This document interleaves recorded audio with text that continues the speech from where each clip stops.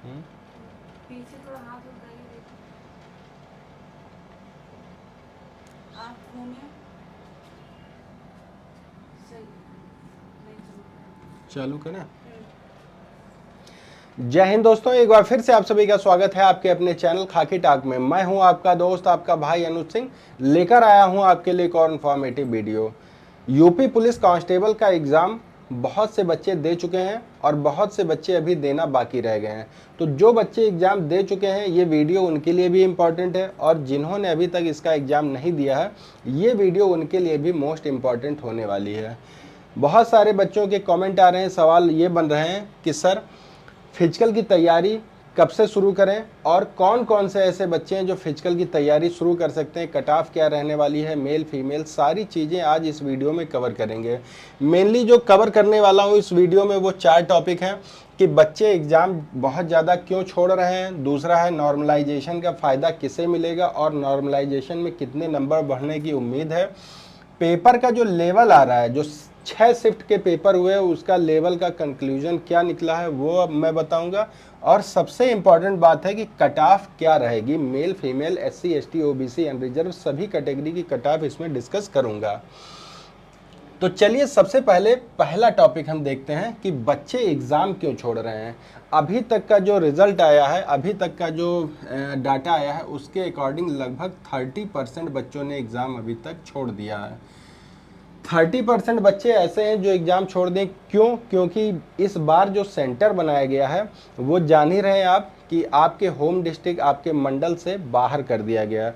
तो बहुत से बच्चों के अभी मन में ये सवाल उठ रहे हैं कि क्या फिर से ये परीक्षा पारदर्शी तरीके से हो पाएगी या फिर हमारा 1000, 2000, 5000 रुपया बेकार जाने वाला है। दूसरा जो सबसे बड़ा रीज़न है कि बहुत सारे स्टेट ऐसे हैं जहाँ अभी भी उस स्टेट के पुलिस की भर्ती प्रक्रिया चल रही है, तो बहुत से बच्चे उसमें शामिल हो गए।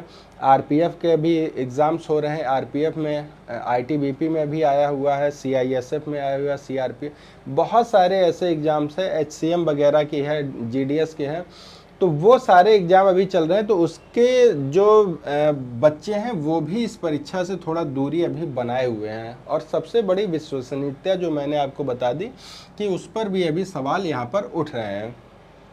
दूसरा जो टॉपिक है वो है नॉर्मलाइजेशन। नॉर्मलाइजेशन का फ़ायदा किसको मिलेगा? देखिए, जो अभी तक आपके 6 शिफ्ट के एग्ज़ाम हुए हैं उसका जब आप कंक्लूज़न निकालेंगे तो सारा डेटा आपके सामने जो निकल कर आता है उससे ये अनुमान लगाया जाता है कि पेपर जो है सभी शिफ्ट के लगभग लगभग समान आ रहे हैं। पेपर ना बहुत ज़्यादा टफ आ रहा है और ना बहुत ज़्यादा नॉर्मल आ रहा है, मॉडरेट लेवल का पेपर आपका सेट किया गया है। तो जब मॉडरेट लेवल का, देखिए क्या होता है कि जब एग्ज़ाम्स कई शिफ्ट में होते हैं तो नॉर्मलाइजेशन प्रक्रिया तो 100% वहाँ पर अप्लाई की जाती है, लेकिन सबसे ज़्यादा नॉर्मलाइजेशन गैप तब देखने को मिलता है जब किसी शिफ्ट का एग्ज़ाम बहुत ज़्यादा टफ होता है और किसी शिफ्ट का एग्ज़ाम बहुत ज़्यादा नॉर्मल होता है। लेकिन इस बार आपकी 6 शिफ्ट कंप्लीट हो चुकी हैं, और 6 शिफ्ट को अगर आप देखेंगे तो उसमें ये साफ साफ हो जाता है कि जो अभी तक पेपर हुए हैं वो समान रूप से आए हुए हैं, ना किसी शिफ्ट में ज़्यादा है और ना किसी शिफ्ट में कम है। तो ये मान के चलिए कि नॉर्मलाइजेशन का फ़ायदा तो आप सभी को मिलेगा, और लगभग लगभग 6 से 10 नंबर का नॉर्मलाइजेशन का फ़ायदा यहाँ पर होगा। कितना? 6 से 10 नंबर का नॉर्मलाइजेशन यहाँ पर होने वाला है। पेपर के लेवल की अब हम बात करते हैं, जो मोस्ट इंपॉर्टेंट, जैसा कि मैंने आपसे पहले भी बताया कि जो 6 शिफ्ट के आपके एग्जाम हुए हैं, 6 शिफ्ट में पेपर का लेवल समान रखा गया है, लेकिन जो सबसे ज़्यादा टफ आ रहे हैं पोर्शन वो है मैथ्स के। किसके आ रहे हैं? मैथ्स। और दूसरा जो पोर्शन आ रहा है वो जीएस और जीके का आ रहा है। जीएस, जीके और मैथ, ये चारों 6 सेटों में पेपर आपके थोड़े से टफ है पिछले शिफ्ट के अकॉर्डिंग, यानी कि पिछला शिफ्ट मतलब जो आपका फरवरी में एग्जाम हुआ था पहला, उसके अकॉर्डिंग इस बार मैथ और जीएस आपको थोड़ा सा स्टैंडर्ड लेवल का देखने को मिलेगा। यहाँ उसका लेवल थोड़ा सा इनहेंस किया गया है, थोड़ा सा इंक्रीज किया गया है। तो जो बच्चे अभी एग्ज़ाम नहीं दिए हैं, जिनका होना है, तो वो इन 2 टॉपिक्स पर मेनली ध्यान अपना रखेंगे कि हमको ये चीज़ें अच्छे से कवर करनी है। अब आता है मोस्ट इम्पॉर्टेंट कि कट ऑफ क्या रहने वाली है। बहुत से लोगों के मन में सवाल आ रहे हैं, बहुत से लोग बता रहे हैं 120, 140, 160, पता नहीं कितने कितने बताते जा रहे हैं। लेकिन जो बच्चे एग्ज़ाम दे कर आए हैं, आपने मेरा इंटरव्यू देखा होगा, इससे पहले मैंने इंटरव्यू लिया था फर्स्ट शिफ्ट का, उसमें जो बच्चों ने बताया कि देखिए पेपर, जैसा कि मैंने बताया कि पेपर का लेवल आपका इस बार मॉडरेट रखा गया है, ना टफ और ना ही नॉर्मल, बीच का। तो जो इस बार कट ऑफ जाएगी, मैं कैटेगरी वाइज आपको कट ऑफ बता दे रहा हूँ। देखिए मेल फीमेल, इसमें सबसे पहले अनरिजर्व कैटेगरी, फिर इसके बाद आपका आता है EWS, फिर आपका आता है OBC, SC, ST। तो मैं एक स्टैंडर्ड कट ऑफ आपको बताने जा रहा हूँ। इसके अकॉर्डिंग, इसके इर्द गिर्द अगर आपके नंबर रहते हैं तो आप 100% अपने फिजिकल की तैयारी शुरू कर दीजिए और मान के चलिए कि आपका सिलेक्शन होने वाला है।